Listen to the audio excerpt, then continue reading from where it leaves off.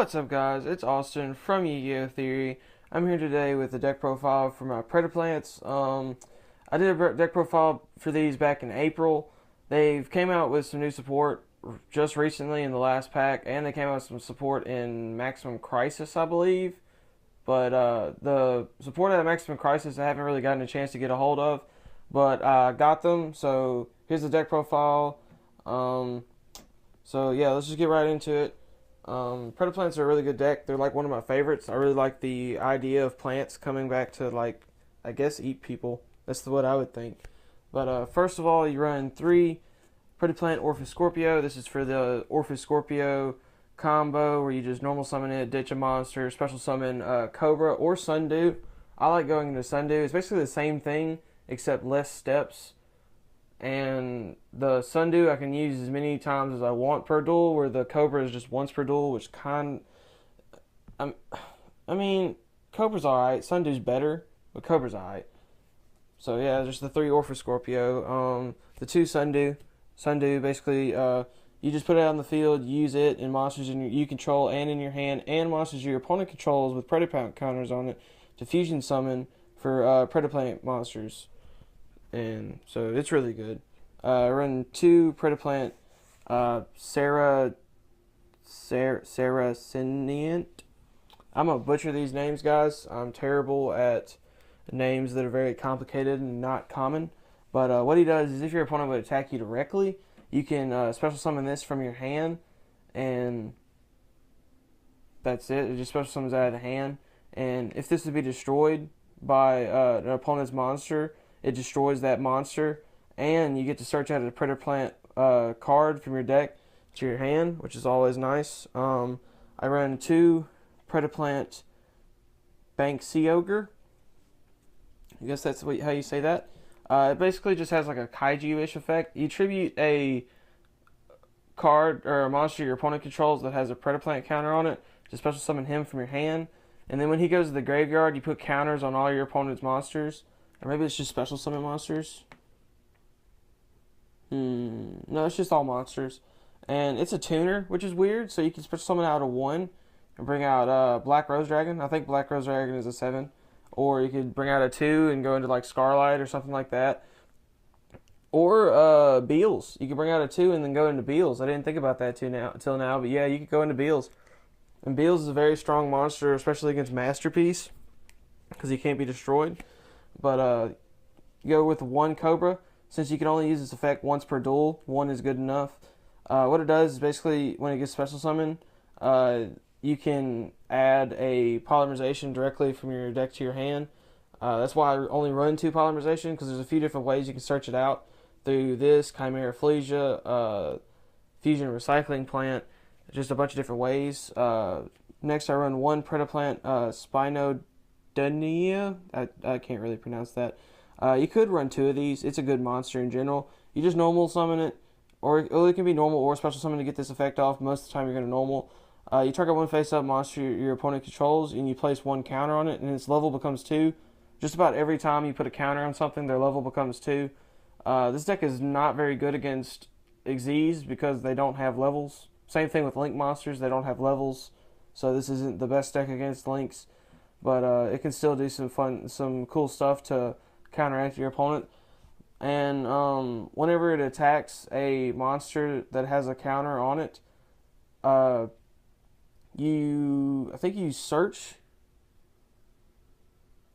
one. No, you special summon 1 Predaplant monster from your deck, except him, and so that can really end up into some different plays and stuff you can do with like Sundew and Scorpio. I run 1 Squid Drosera. Basically what it does is you can ditch it from your hand to target 1 Predaplant monster you control. It can attack all your opponent's monsters once each. And then when it's on the field, if it leaves the field, you can put a Predaplant counter on every monster your opponent controls. That's it for the Predaplant monsters themselves. Now into like just different monsters. Run 3 Lone Fire Blossom. You just normal summon it and then tribute itself using its effect to search for any plant monster. Well, not search, but you special summon any plant monster from your deck.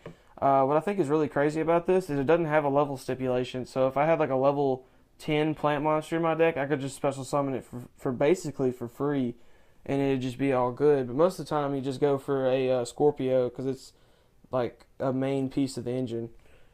Next, I run two, whatever that first name is, Limit Dragon. It's SCHWARZS Child Limit Dragon. It's just a level 8 that I use to get into the greedy faster besides using a Starving Venom.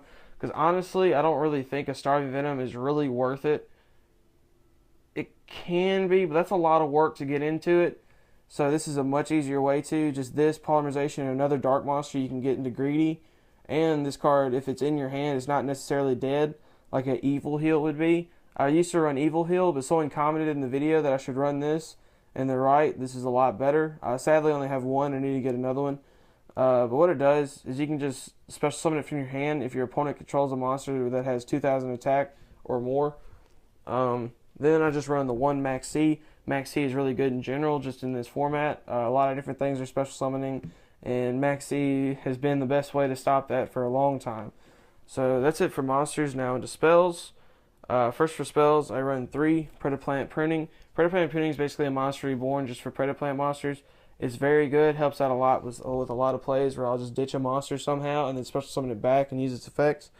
I run 3 Allure. They're all dark, so why not? Why wouldn't you? Really good card. Always comes in handy pretty much, unless you draw like 2 of them. That sucks. I run 2 Fusion Recycling Plants. Whenever you activate it, or once per turn actually, you can ditch any card and then add 1 Polymerization from your deck or your graveyard, so that's really great. You don't have to run 3 Polymerization if you don't want to using this, because it's always recyclable. It's always searchable when you have this up on the field. And whenever you would, during the end phase, if you target a monster that was used for material of a fusion summon, and you can add it back to your hand. So you can always add back your Sundews, your Scorpios, anything you use for a fusion summon that turn, you can add back to your hand. So it's really great for recurring resources, as well as searching out polys and stuff to get more monsters out on the field if you just lost one. I run 2 Polymerization. I only run 2 because there's a few different ways you can search it out, like the Cobra, this, the plant, and Chimera Flesia searches it out whenever it dies. Next, I run 2 Pot of Desires. I was thinking about not running Pot of Desires, but Pot of Desires automatically makes anything more consistent. And I find myself not really what I'm banishing usually doesn't turn out to hurt me too bad. Now there has been times where I've banished like 2 Sundews and like 2 Cobras or something, or not 2 Cobras, but 2 Scorpios, and it was really bad. But most of the time it turns out being good. Like 80% of the time it's good, and then sometimes it's okay, and then sometimes it's really bad. 1 Terraforming just to search out the plant. Pretty self-explanatory. 1 Dark Hole, really sucks that they limit it. Dark Hole is like one of my favorite cards. The Cheap Man's Raigeki, so that really sucks they limit it. 1 Foolish, you can always ditch your Sundews somehow, or ditch your Sundews with this, and then use Predator Printing to get it back. That's always nice to do with that. 1 Soul Charge to get back your Starving Venoms and your Greedies after they go to the graveyard. You can always get them back and put them in the main monster zone. You can link some in this deck, but it's sort of difficult. I mean, you can always get out a Deco Talker. That's about it. That's it for spells. Now into traps. I run 2 Lost Wind.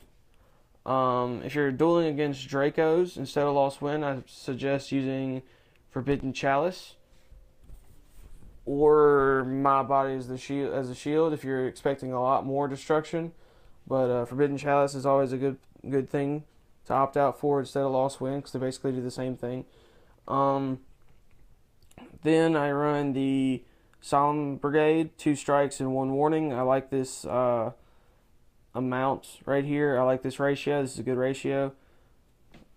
And then I play 1 Heavy Storm Duster. I've really grown to like Heavy Storm Duster a lot. It's, in my opinion, it's better than Twin Twisters. You don't have the flexibility like you do with Twin Twisters, but you also don't have to pay for it. And most of the time when you be activating it during your opponent's turn, you not being able to go into your battle phase doesn't matter, because you're going to be activating it during your opponent's turn most likely during their end phase. That's when I activate Twin Twisters most of the time anyway. So it's better to me. If you like Twin Twisters better, that's cool. I don't understand liking Cosmic Cyclone better.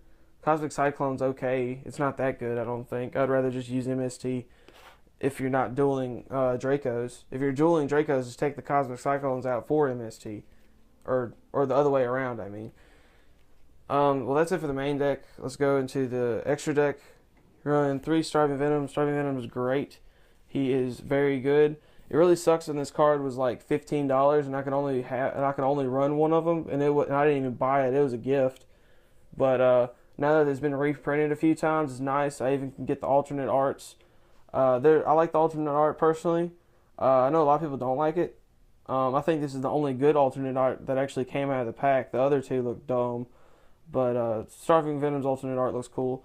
I'm trying to get all 3 printings of him because he's a really cool card to me.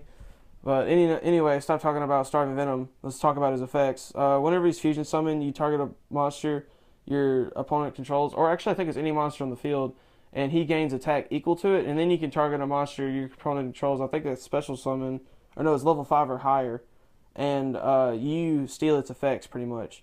So you can steal a Crystal Wings effects.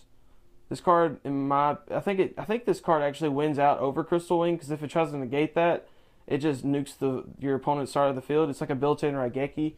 Whenever it gets destroyed, it destroys all, I think, special summon monsters. Yeah, special summon monsters your opponent controls. So it's like a Raigeki for special summon monsters. It's really nice. Then I run 2 Greedy Venom Fusion Dragon. He's very good as well. I think he also outs Crystal Wing. What he does, I think once per turn, you can, I think, negate all, let's see, you can target one face-up monster on the field until the end phase, change its attack to 0. Also, that target has its effects negated. Yeah, that's what I thought it was. And then if this card is destroyed, you can banish the level 8 monster from the graveyard to use for his fusion summon.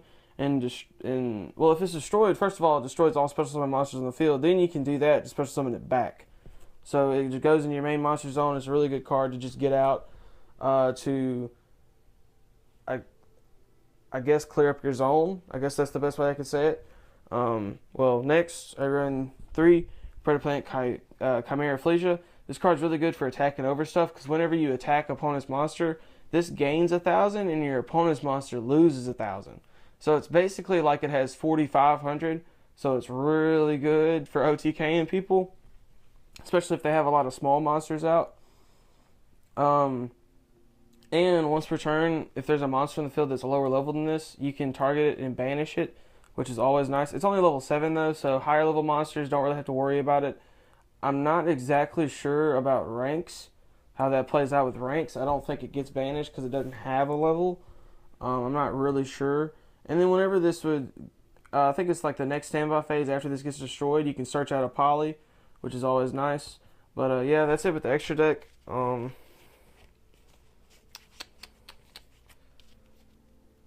So thanks for watching the deck profile, guys. If you enjoyed, please like. We really appreciate it over here at Yugioh Theory. If there's anything you want to see specifically, just comment below. Any updates on any deck profiles, just comment below. I can see what we can do about it. Any pack openings, comment below. I can't really think of anything else. So I guess that's it, guys. I'll catch you guys next time. Peace.